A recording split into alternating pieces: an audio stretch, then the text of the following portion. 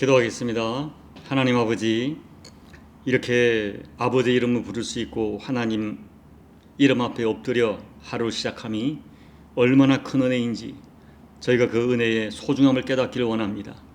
오늘도 아버지 하나님 앞에 엎드려 싸우니 그 이름으로 축복하시고 또 우리의 모든 기도에 응답해 주시며 참 듣지 못하고 깨닫지 못하는 무지한 죄를 깨우치사 아버지의 말씀 붙들고 승리하도록 이 하루를 축복해 주옵소서.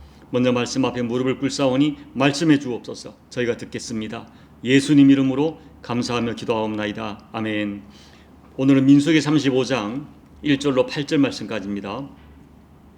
봉독해 드리겠습니다. 여호와께서 여리고 맞은편 요단 강가 모압 평지에서 모세에게 말씀하여 이르시되 이스라엘 자손에게 명령하여 그들이 받은 기업에서 레위인에게 거주할 성읍들을 주게 하고 너희는 또 그 성읍들을 두르고 있는 초장을 레위인에게 주어서 성읍은 그들의 거처가 되게 하고 초장은 그들의 재산인 가축과 짐승들을 둘 곳이 되게 할 것이라.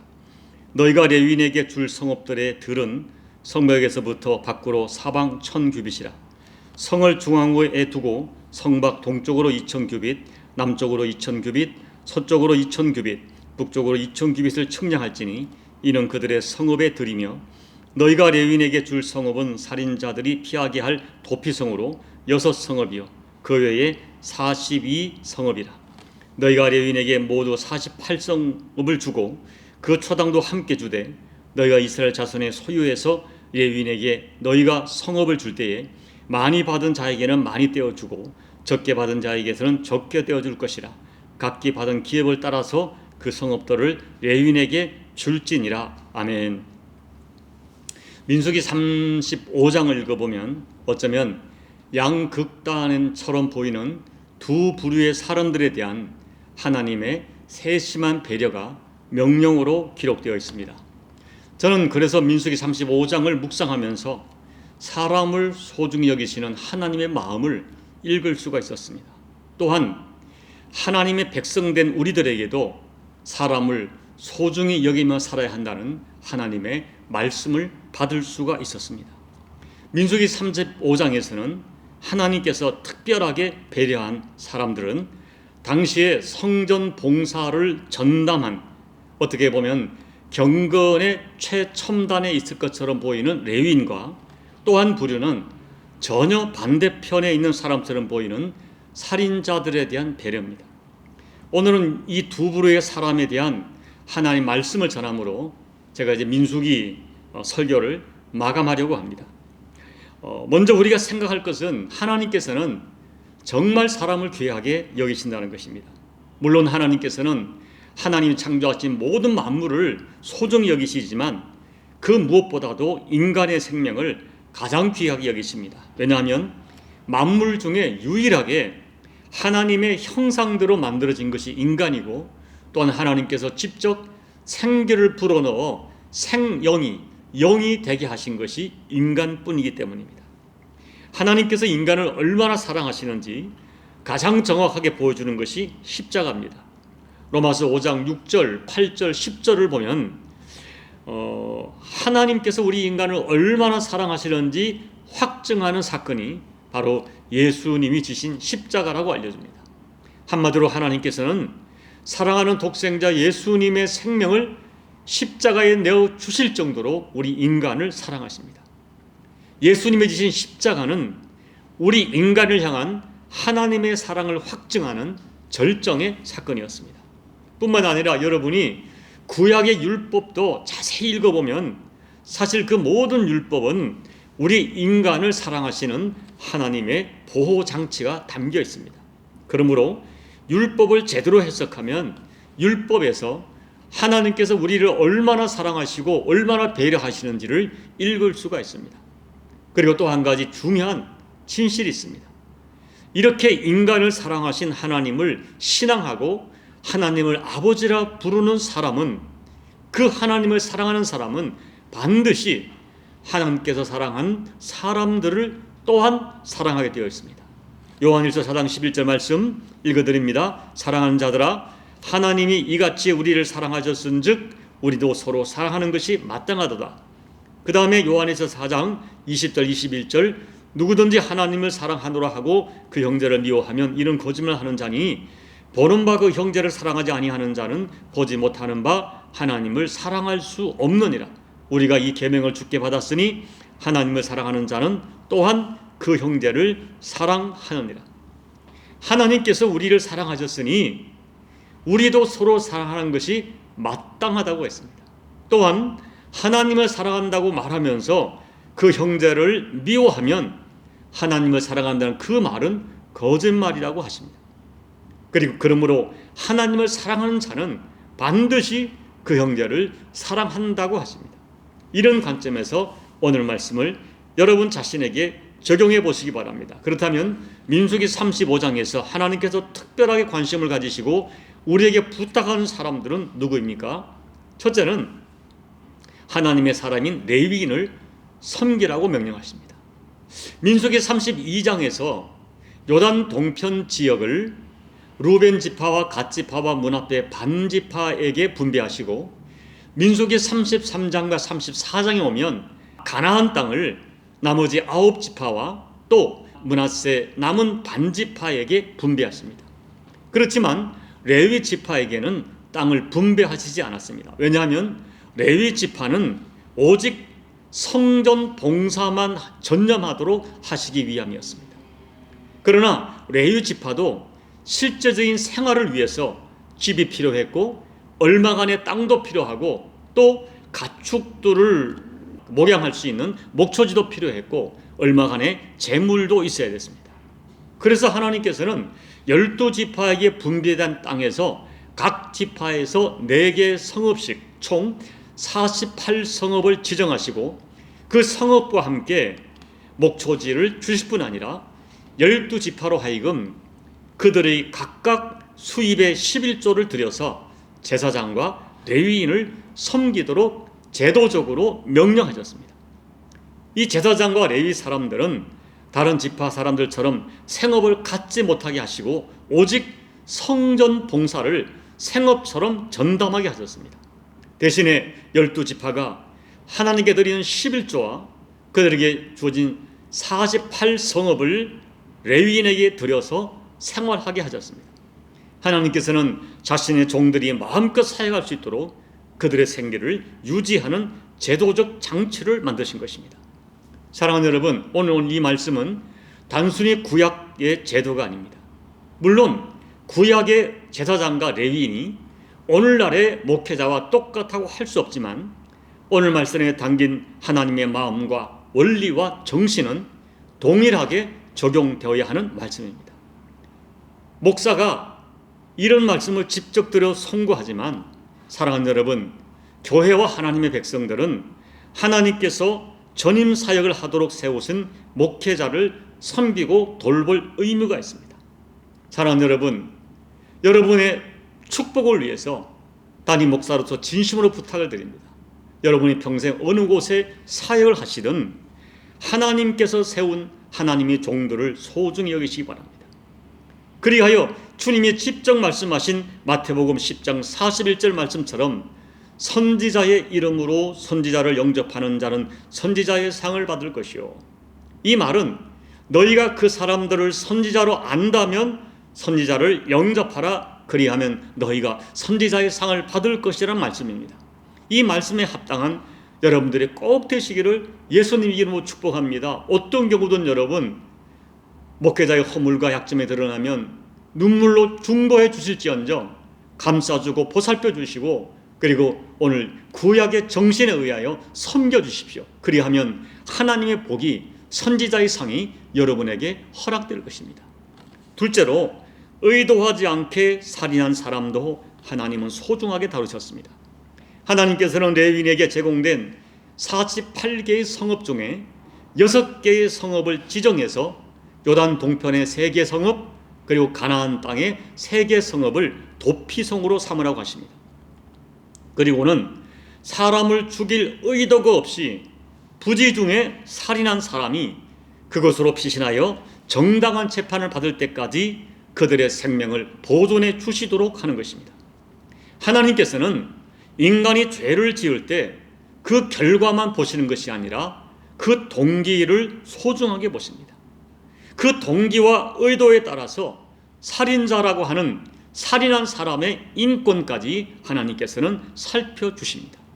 이 당시에는 이스라엘에 아직까지 사법제도가 완성되기 전이었기 때문에 율법에 의하여 다스려지던 시절이었습니다. 그런데 율법은 이에는 인, 이, 눈에는 눈의 처벌을 요구하고 있습니다. 따라서 살인한 사람이 이유혈을 막론하고 살인의 의도가 어찌됐든 간에 피해자의 가족이나 일가 친척들에게 그 살인에 대하여 피해 보복을 당할 수밖에 없었습니다. 그래서 실수로 살인해서 정식 재판 절차를 거친다면 충분히 구제될 수 있는 사람도 피해자의 친족으로부터 피해 보복을 당하는 경우가 발생하는 것입니다. 그래서 하나님께서는 그러한 살인자를 배려해서 도피성 제도를 만드신 것입니다. 그러나 고의적이고 의도적인 죄에 대해서는 하나님은 철저하게 책임을 물으셨습니다.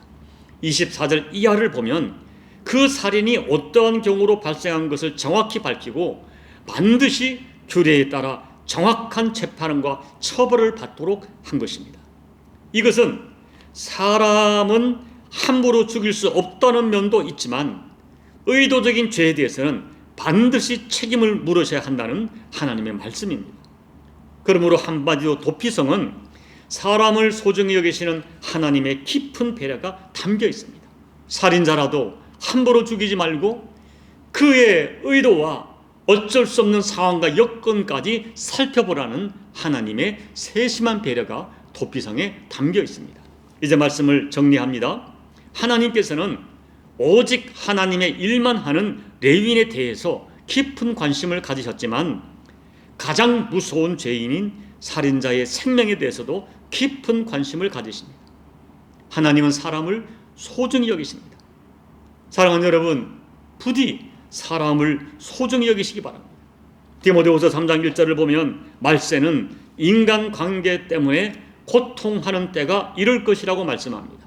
디모데후서 3장 1절부터 5절을 읽어드립니다. 너는 이것을 알라. 말세에 고통하는 때가 이르러 사람들이 자기를 사랑하며 돈을 사랑하며 자랑하며 교만하며 비방하며 부모를 거역하며 감사하지 아니하며 거룩하지 아니하며 무정하며 원통함을 풀지 아니하며 모함하며 절제하지 못하며 사나우며 선한 것을 좋아하지 아니하며 배신하며 조급하며 자만하며 쾌락을 사랑하기를 하나님 사랑하는 것보다 더하며 경건의 모양은 있으나 경건의 능력은 부인하니 이 같은 자들에게서 내가 돌아서라. 이 말씀을 보면 인간관계에서 정말 가슴 아픈 단어들이 많이 나타납니다. 교만하고 비방하며 거역하며 무정하며 모함하며 사나우며 배신하며, 그리고 단호하게 명령합니다. 이 같은 자들에게서 너는 돌아서라. 내가 돌아서라. 제발 사람을 함부로 대하는 말세 현상에서 돌아서라는 것입니다. 교만하고 비방하고 거역하고 무정하고 모함하고 사나우고 배신하는 말세의 고통스러운 인간관계에서 너는 돌아서라 명령하는 것입니다. 부디 돌아서시기 바랍니다. 그리고 오늘 민수기 35장의 말씀을 적용해서 하나님의 사람을 정말 소중히 여기시고, 그리고 세상이 정죄하고 돌을 던지는 살인자라도 여러분 그냥 결과만 보지 마시고 깊은 하나님의 시각으로, 예수님의 시각으로 볼 수 있는 여러분의 영성이 되기를 부탁을 드립니다.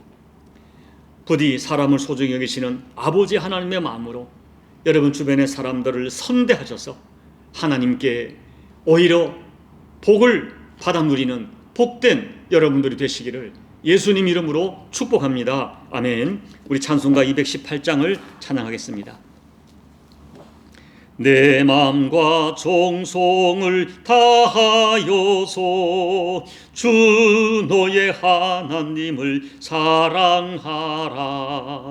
내 몸을 아끼고 사랑하듯 형제와 이웃을 사랑하라. 주께서 우리에게 명하시니 그 명령 따라서 살아가리. 널 미워 해치는 원수라도 언제나 너그럽게 사랑하라. 널 핍박하는 자 위해서도 신실한 마음으로 복을 빌라. 주께서 우리에게 명하시니 그 명령 따라서 살아가리. 나 항상 주님을 멀리하고 형제를 사랑하지 못하였다. 이러한 죄인을 사랑하사 주께서 몸버려 죽으셨다. 속죄의 큰 사랑 받으니 몸 내 생명 다 바쳐 충성하리. 아멘. 하나님 아버지, 마땅히 사랑할 자는 더욱 사랑하며 우리의 생각과 계산으로 사랑할 수 없는 사람도 사랑하는 아버지의 마음을 본받아 하나님, 오늘 민수기 35장에 나타난 레위인과 살인자라도 관심을 가지시는 아버지의 마음으로 내 주변 사람들을 돌아볼 수 있는 성경적 영성을 우리에게 허락해 주십시오. 말세에 고통하는, 인간관계 때문에 고통하는 때가 이르러 사람들이 서로 교만하며 비방하며 거역하며 무정하며 정죄하며 모함하며 사랑하며 배신하는 이런 인간관계의 파괴적 영성이 온 세상에 가득하지만 우리는 예수님을 믿지 않습니까? 예수님의 마음을 본받아, 아버지의 마음을 본받아 이 같은 말세에 고통하는 인간관계에서 담대하게 돌아서게 도와주시고, 하나님 아버지, 현장에서 가늠한 여인을 안으시던 예수님, 그리고 모든 사람이 정죄하던 세리를 안으시던 예수님, 오늘 본문에서 살인자까지도 그의 동기까지 살펴주시는 아버지의 마음을 본받아 인간관계의 아름다움을 반드시 만들어가는 우리 사랑 교우들의 남은 인생 영성이 될 수 있도록 은혜 베풀어 주옵소서. 저들 때문에 저들 주변 사람들이 살만하다고, 당신 때문에 힘을 얻었다고 고백하는 복의 통로가 되는 우리 교우들 될 수 있도록 하나님, 우리의 마음을, 우리의 영성을 아버지의 마음으로, 성경적 영성으로 회복시켜 주시옵소서. 예수님 이름으로 감사하며 기도하옵나이다. 아멘. 사랑하는 여러분, 아버지의 마음을 받으십시오. 모든 사람이 돌을 들어 치는 환경에서 오늘 예수님께서는 현장에 가늠한 여인을 안으시고 너희 중에 죄 없는 자가 치라 하십니다. 말세에 인간관계에 고통하는 때가 이르리라 말합니다. 이 같은 것에서 돌아서라고 하는 엄중한 명령을 받으십시오. 오늘 레위인도 사랑하시고 살인자까지 살피시는 아버지의 마음을 여러분의 마음으로 받기를 소망하며 기도하십시오.